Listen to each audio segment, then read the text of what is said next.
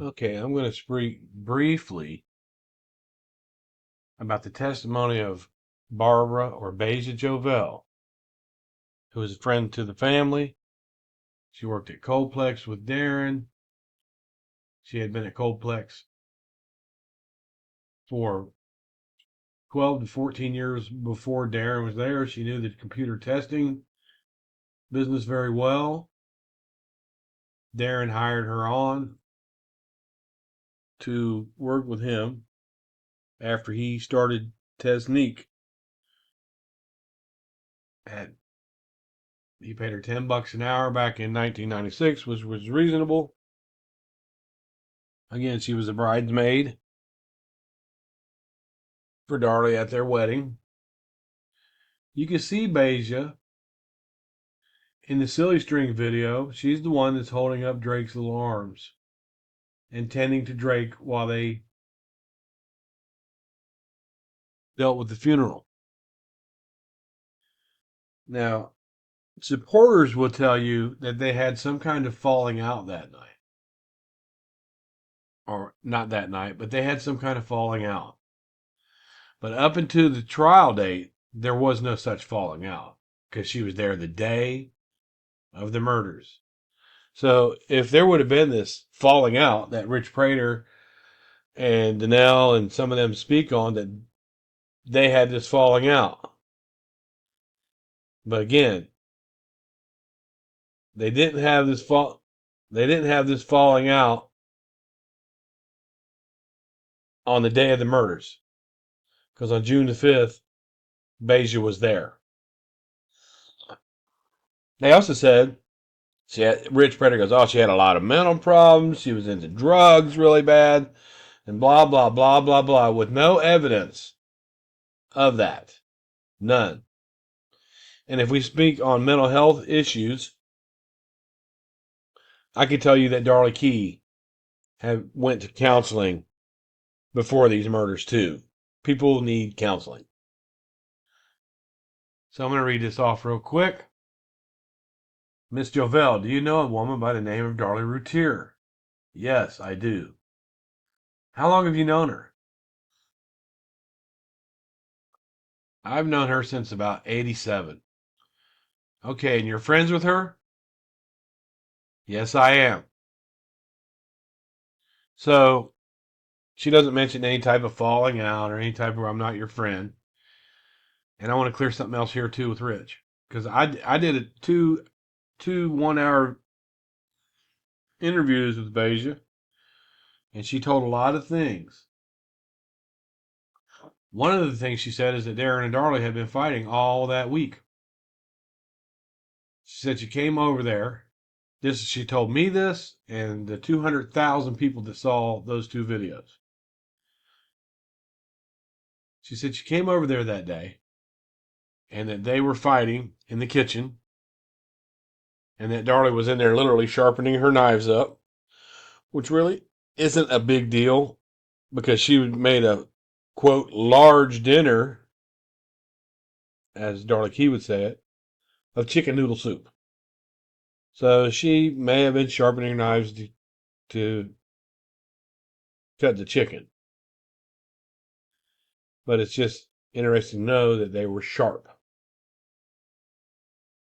But here she says, yes, I am. So Basia didn't acknowledge any type of falling out at that point. And she said, let me turn your attention to May of 96 and ask if you went to her home to talk to her about an incident that happened. Yes. Okay, did you talk to her in her home that day about something that happened while you were on vacation? Yes. Okay, tell the court the conversations you had with the defendant on that day. Answer. Darlie told me that she was trying to attempt a suicide. Okay, did she tell you how that happened? Yes, she told me she had pills out of the wrappers and she was going to take them. And she was writing a note, but Darren walked in. And she put things away and she hid from him. And if it wasn't for her little dog, Domain, dragging the wrappers from under the bed, Darren would have never known. Now, in Darren's testimony, he says he got a call from Darlie at work, and you can always check this. He says he got a call from Darlie at work telling him, please come home. I need help with these kids. Please come home. And at first he said no. But then she said, I really need you to come home. I need some help with these kids. So Darren, who was working mass hours, he'd been a hard worker all his life. He was an achiever. He had a lot of things to pay for that family. But her self-centeredness told that he needed to stop the business end of it and come home because she can't handle these kids. That's in Darren's testimony. All right. And Darren talks about when he got home,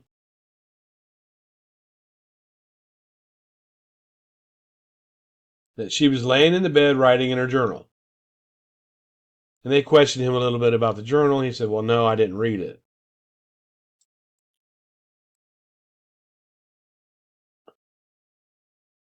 So her testimony coincides with Darren's testimony about her sitting on the bed, writing a note and crying. That's what Darren said on the stand. Okay, did she tell you why she was about to commit suicide? Now, in her journal, which I'll get to that if you like, but you can check that on Darlie's testimony. She says sometimes she feels like people expect too much of her, that it's overwhelming for her, that something's missing from her life, and she just wanted to end it all. That's what she wrote down. And here's what Basia is testifying to.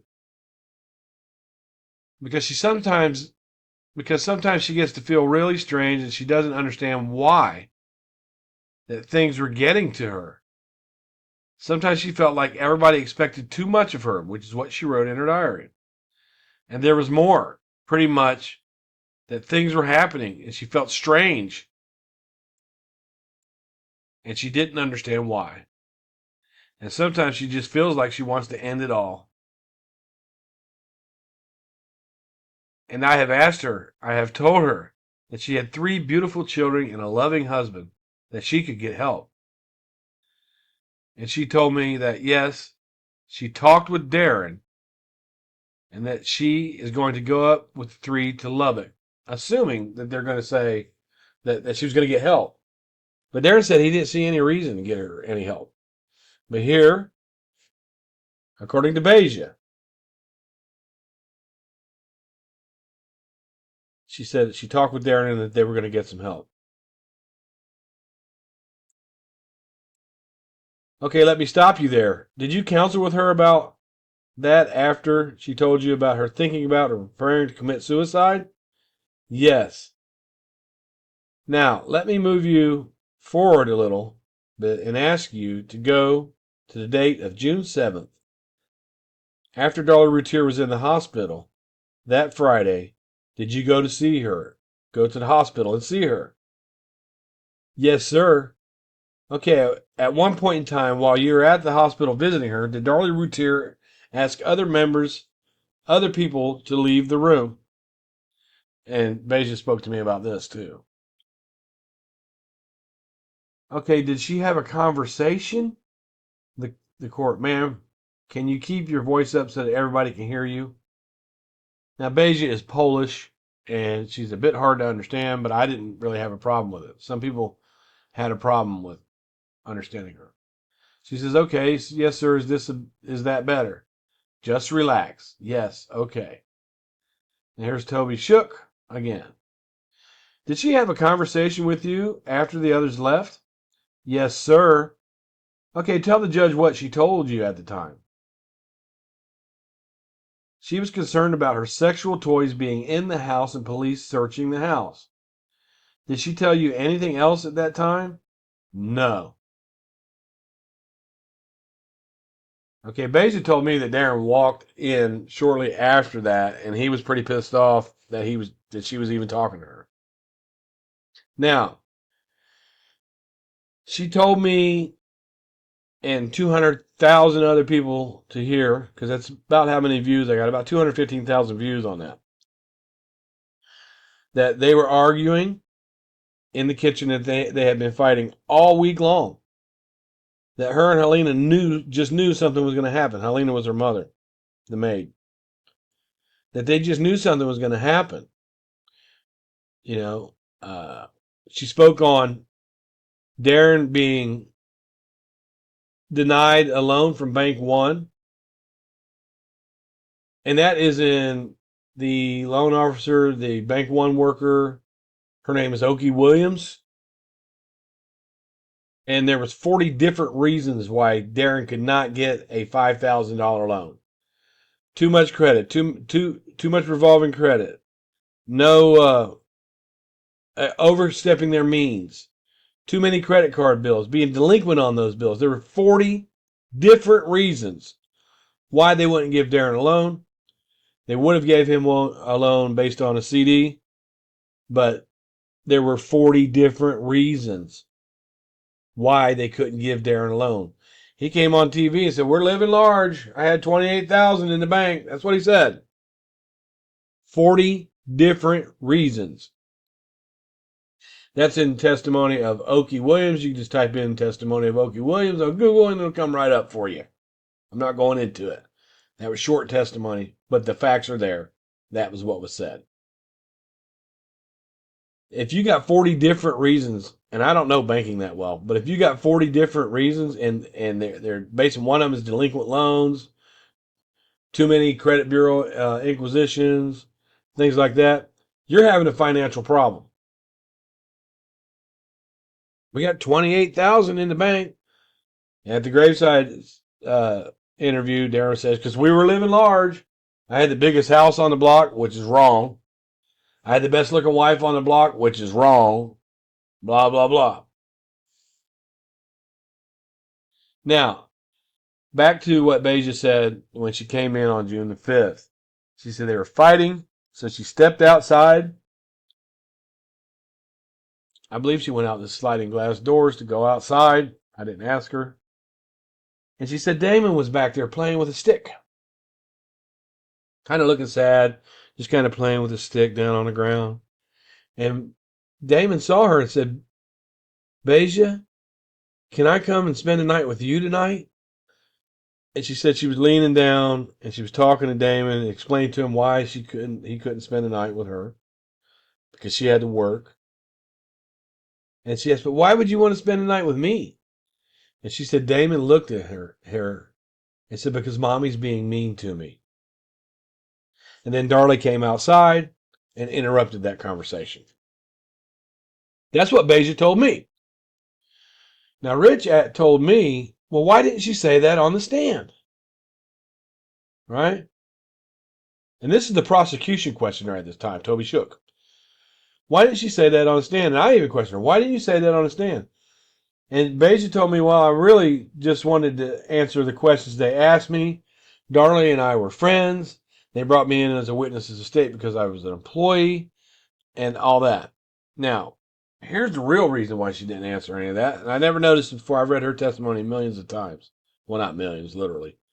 Some hater out there is going to be like, "Oh, he's serious." But no. The question was, did she tell you anything else at that time? No. She wanted the sex toys. She was embarrassed about the sex toys. And Darlie's answer to that was, I will not feel bad for loving my husband. But if you have sex toys in the house that there's so many of them somebody else has got, I don't think it's your husband that you're loving. Sorry. My wife doesn't have any sex toys. She did with her first husband. And let me go into this. This is my personal life. She had a whole big bag of sex toys with the first husband. She told me that she was married to him for 4 years before he could give her an orgasm. So this, to me, based on what I know about women, about what my wife today tells me, This seems like there was a sexual problem going on there. On top of the finances being messed up. Again, Okie Williams. O-K-I-E Williams. Look up that testimony. I'm not going into it. It's a very short testimony, but it shows how badly in debt they were. I can go get a loan for $5,000 right now if I wanted to. And I don't own a business. I could go and get a loan for $5,000. They wouldn't even give it to him if he brought a $5,000 check in. They wouldn't loan it to him against himself. And it says that. Now, the prosecution said, and I have asked you not to go into another matter. So she couldn't just ramble. The prosecution say, no, don't go into other, unless the judge specifically told you. So don't even mention that at this time. Okay? This is some of the reasons why that she didn't say everything that she said in my interview with her to the judge, to the court. A lot of that stuff was hearsay. That's probably why he said didn't want her to go into another matter.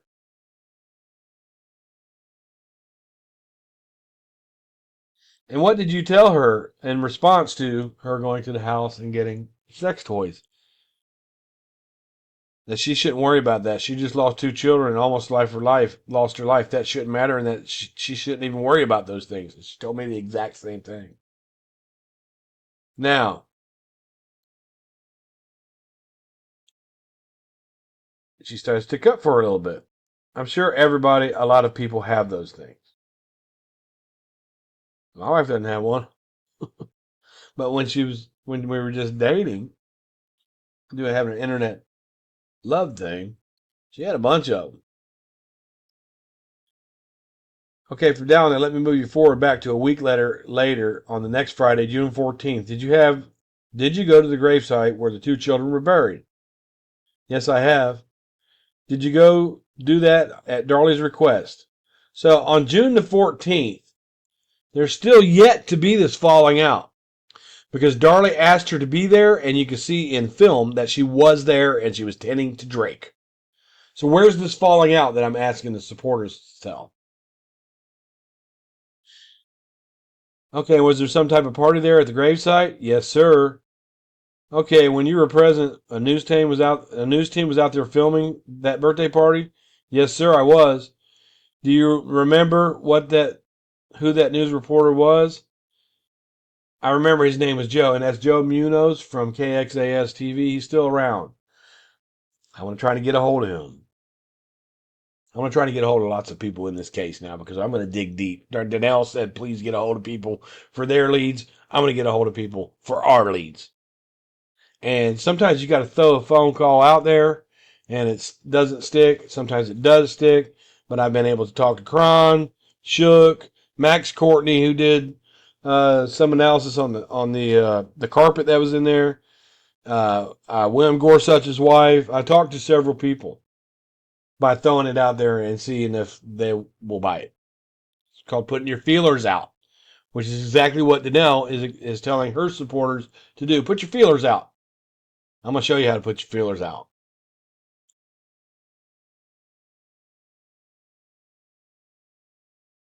Okay, Joe Munoz? I believe so. That was his name. That was his last name. Okay, did he interview Darren and Darlie Routier? Yes, he had. Okay, and were you present during those interviews? Yes, she was off to the side. She had Drake. And even at one point, Darlie went over and handled Drake for a second, and they came back to the interview. You can see that. And did you hear them talking to the reporter, Joe Munoz? Yes, I did. And that silly string was shot over the grave. Did you all sing Happy Birthday? Yes, we did. And were you there at Darlie Routier's request? Yes. Okay, and all that was filmed by Channel 5. Joe Munoz and his team. Yes, were you present during all that? Were you just off camera? I was trying to be off camera. But you can see Darlie interact with her right before she says, gossip is the most evil thing in the world. Her 2 kids were just buried together. But gossip is the most evil thing in the world, not an intruder.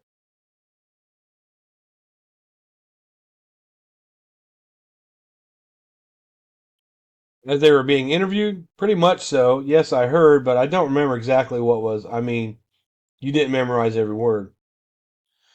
Okay, if I showed you a tape of that interview and you have reviewed that this morning, is that right?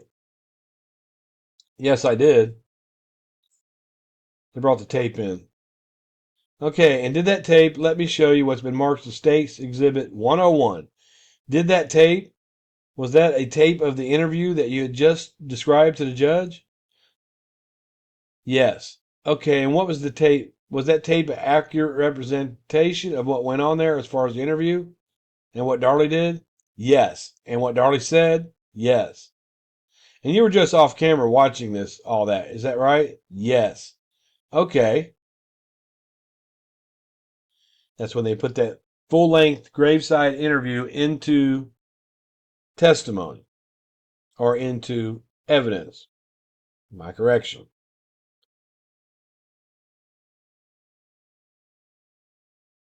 Toby Shook asked to show the tape. Yes, sir. And those are three specific areas that the defense indicated to me that they wanted a hearing on. Okay, here's a little bit of sidebar bannering. I want to get back to the testimony. You can read it over if you like. I'll pause it for just a second.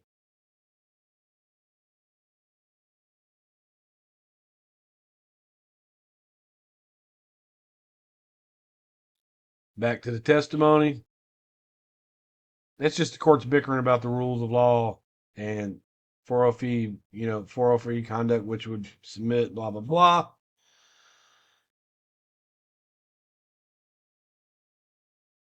Blah, blah, blah. Just pause it and read it. Let me get back to where Basia is speaking. I'm not arguing specifically as to extraneous offense, but I am arguing submitting to the court that the existence of, I'm not sure what's meant by sexual toys. Again, that in itself is vague. Okay, they're trying to be nitpicky about the sexual toys.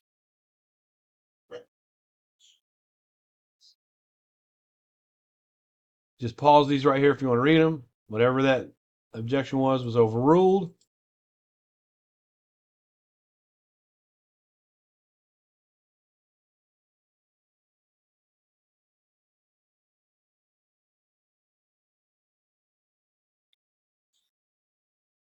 I'm coming to my point here, just real quick.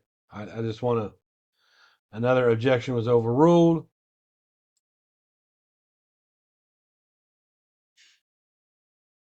Now, statements by Darlie Routier are going to be hearsay under that rule 802.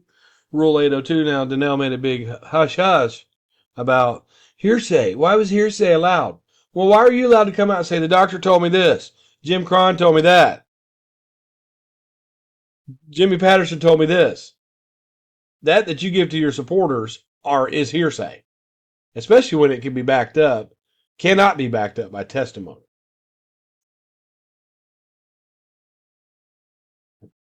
They're trying to keep that suicide statement, and it's all been overruled. So this may have been what Donnell was talking about. I'll look up Rule 401 for us. I want to get back to where Basia was talking.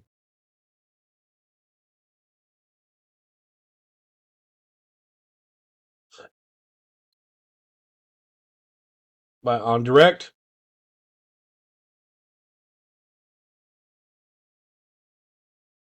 they asked her again her name, Barbara Jovell. Throughout your testimony, please speak in a loud, clear voice. Yes, sir. If you don't understand anyone's questions, just ask them to repeat it, and we'll be all glad to do that. Keep that voice up. Yes. Spelled her name again. She still lives in Garland. From Poland. Blah, blah, blah.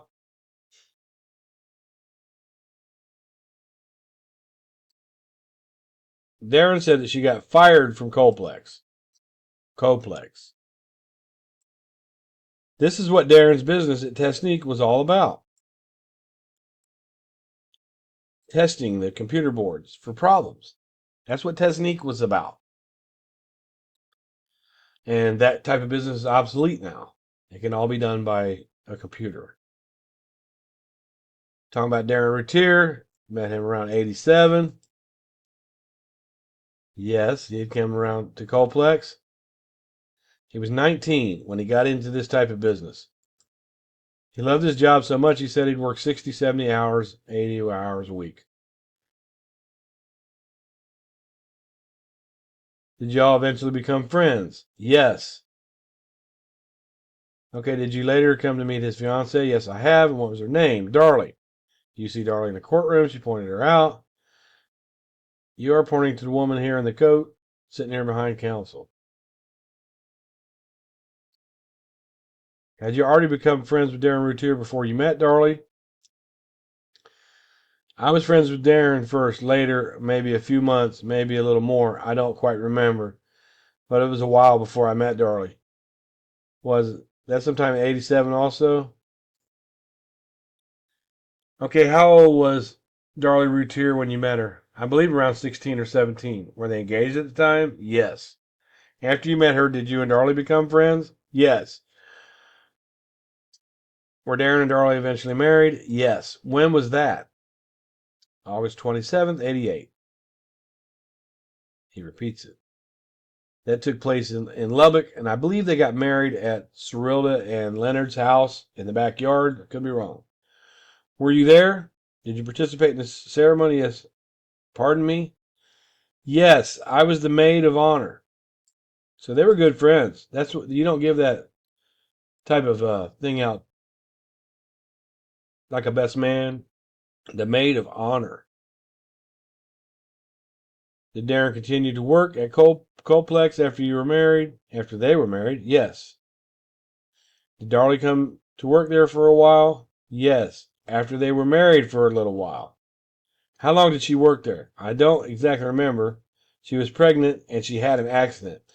Darren talks about where Darlie only worked there for a few months because she fell. She fell at work. Darren speaks about that in his testimony.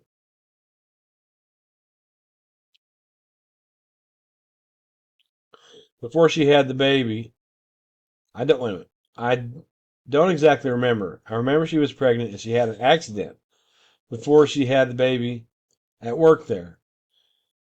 So she was kind of they put her with pay to stay home because she had a legit on the job accident. Okay, did Darren and Darlie have children from the marriage? Yes. How many? 3. Devin Rush Routier. You notice how she cleared his name. 89, 89. I'm going to come to an end right here in just a second. Talks about when he started up Tesnique. Darlie did assist in some of that work. Now, what I want to ask the supporters, why did the supporters say that there was this falling out when even after the murders, she was asked to come to the graveside, tend to Drake? You know, when did this falling out happen? After her arrest? Or did it fall out because she sat on the stand here and testified like she would? When you're subpoenaed, you have to testify. You can get up there and say, I don't know anything. I invoke my rights, the fifth, blah, blah, blah. I don't remember. But she was sent a subpoena, and she had to do what the law told her to do. So what I challenge Rich Prater because he always says, oh, yeah, she had a lot of mental health problems. This comes out of his mouth. She had a lot of mental health problems, had a big drug problem. Where do you get that information from? On your next podcast, Rich, can you show any proof that there was a falling out between them? Can you show any documentation where she was admitted to hospitals, mental health? Can you show any proof where she had a huge drug problem? Because what you're spewing over there about Basia is bullshit. And I challenge you. You cannot and will not back up what you said about Basia Jovell. You won't. You won't do it. So thanks for watching this 30-minute video. Testimony of Basia Jovell. I'll get into more of it a little bit later. But I'm challenging you, Rich. I'm challenging all you supporters to put that information out there.